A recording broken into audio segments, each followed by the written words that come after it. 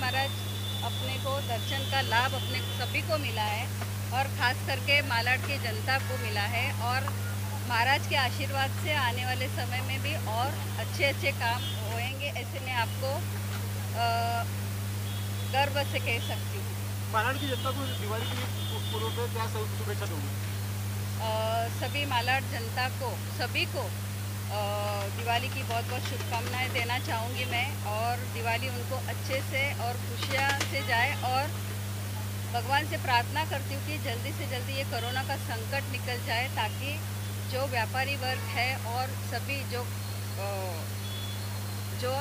मतलब काम पे जाते हैं, बच्चे हैं स्कूल में, उनके 2 साल से स्कूल बंद हुई है, वो भी स्कूल से नियमित से जाए और कोरोना का संकट जल्दी से जल्दी निकल जाए। और फिर भी मैं सभी जनता को कहना चाहूँगी कि कोरोना का संकट अभी भी नहीं गया है, इसलिए थोड़ा सतर्क रहे और मास्क लगाने की कृपा करें, ऐसे मैं सभी को कहना चाहूँगी। धन्यवाद। आज मालाड में बहुत आनंद का ये उत्सव है। दिवाली के शुभ दिन आ रहे हैं और ऐसे दिनों में भगवान स्वामीनारायण के नाम से ये चौक का अनावरण, इसका रिनोवेशन होके इसका नवीनीकरण किया गया, इसका अनावरण किया, लोकार्पण किया गया, ये बहुत आनंद का विषय है। आदरणीय जो गोपाल शेट्टी जी यहाँ पधारे हैं और सुनील जी और इनके पूरी टीम और विशेषतः यहाँ की नगर सेविका योगिता जी ने ये पूरा अपने पे जिम्मा लेके इसका जीर्णोद्धार वगैरह कार्य, नवीनीकरण का कार्य कराया है।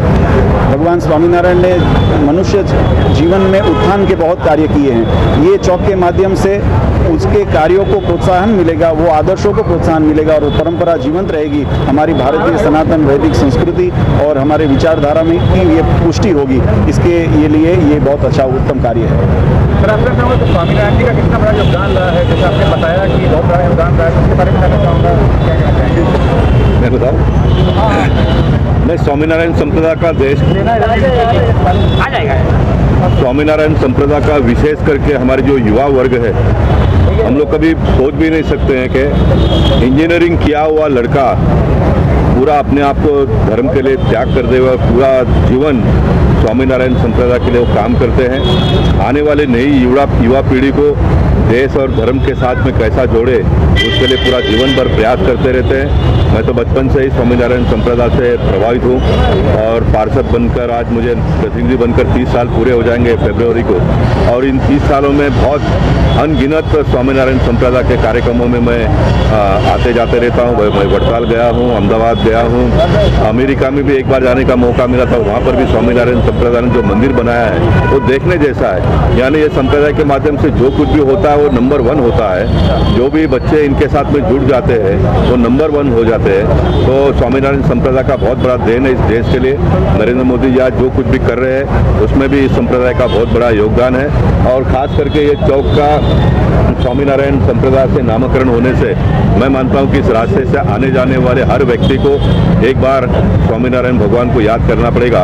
और जो व्यक्ति स्वामीनारायण संप्रदाय भगवान को याद करेगा उसका जीवन कल्याण हुआ है, ये हम लोगों ने प्रत्यक्ष महसूस किया है। इसलिए मैं फिर एक बार सभी सुनील कोहली जी, योगिता बहन को हृदय से धन्यवाद देता हूँ और सारे स्वामीनारायण संप्रदाय से जुड़े हुए हरि भक्तों का मैं हृदयपूर्वक आभार मानता हूँ कि वो हम सबको मदद करते हैं, हम लोगों के साथ में रहते हैं। और दीपावली के पूर्व संध्या पर महाराज के साथ में बैठने को मिलना, यही मानता हूँ कि बहुत बड़ी उपलब्धि है। मैं फिर एक बार आप सबका भी आभार प्रकट करते हुए बहुत बहुत धन्यवाद। बोलो जय स्वामीनारायण, जय स्वामीनारायण, जय। देखिए, ये स्वामीनारायण चौक पहले से यहाँ मौजूद था और इसका जो ब्यूटिफिकेशन करना था, सौंदर्यकरण करना था, इसको अच्छा स्वामीनारायण भगवान का एक लोगों में एक धर्म के प्रति आस्था है।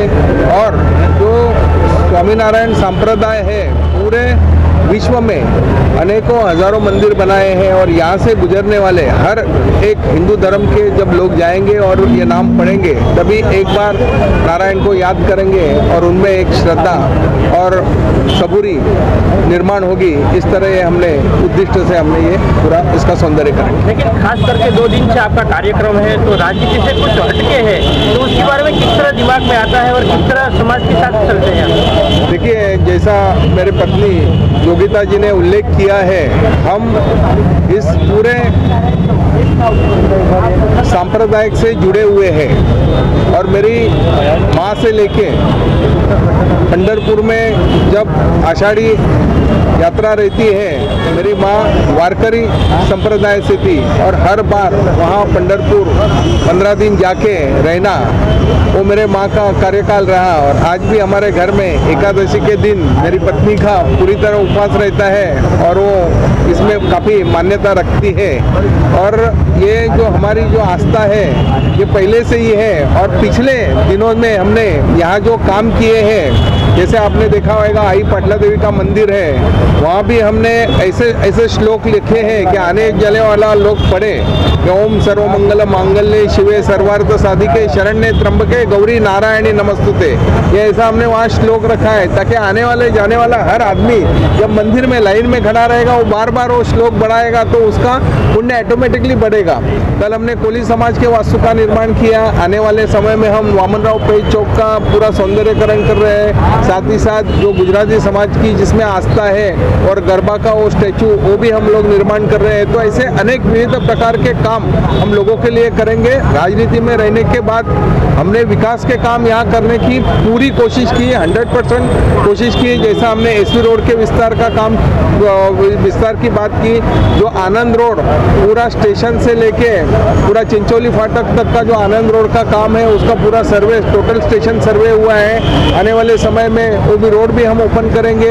यहाँ हमारा कलावती आई का मंदिर है, वहाँ भी हमने विद्युत लाइट की पूरी व्यवस्था की और वहाँ भी हमने धर्म की आस्था बढ़ाने का काम किया।